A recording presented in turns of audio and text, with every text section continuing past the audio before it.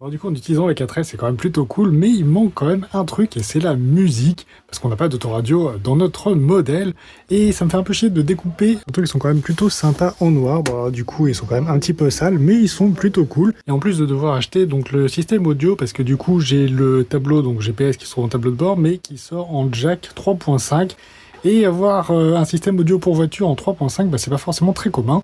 Donc du coup, je suis parti sur un setup beaucoup plus simple et beaucoup moins cher. J'ai récupéré les enceintes qui étaient sur mon PC. Donc du coup, on a le caisson en plus de base qui devra donner un petit peu pas mal. Donc je vais intégrer ça à l'avant de la voiture. Je vais préparer son installation et on va regarder ça ensemble. Alors pour l'installation, ça va être plutôt simple. Je vais mettre le caisson de basse juste au-dessus, ici, qui se trouve juste derrière le siège conducteur. Et pour le brancher, on va le sur la batterie qui se trouve ici. Donc, j'ai déjà fait quelques tests évidemment au niveau de la conso pour savoir si on allait pouvoir quand même écouter la musique plus que 5 minutes. Ce serait quand même pas mal et on peut rester vraiment plusieurs heures sans aucun problème. Limite même, on aura un petit peu mal aux oreilles, je pense, avant la fin. Et comme c'est juste derrière le siège conducteur, en plus on pourra régler évidemment les basses qui seront probablement toujours à fond, mais ça c'est pas grave.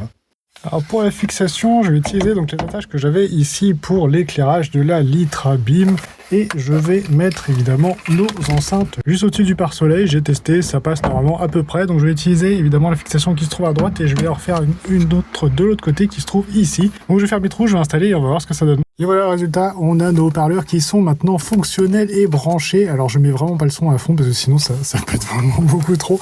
Et derrière on a notre caisson qui est raccordé directement sur la batterie avec le fil qui part vers l'avant. Ici on a la prise audio qui est raccordée directement sur le GPS pour mettre évidemment la musique en même temps avec le GPS, avec le guidage. Voilà quoi.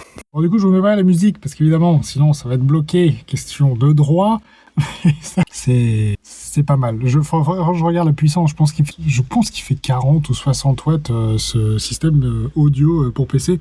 Mais franchement, il envoie mais tellement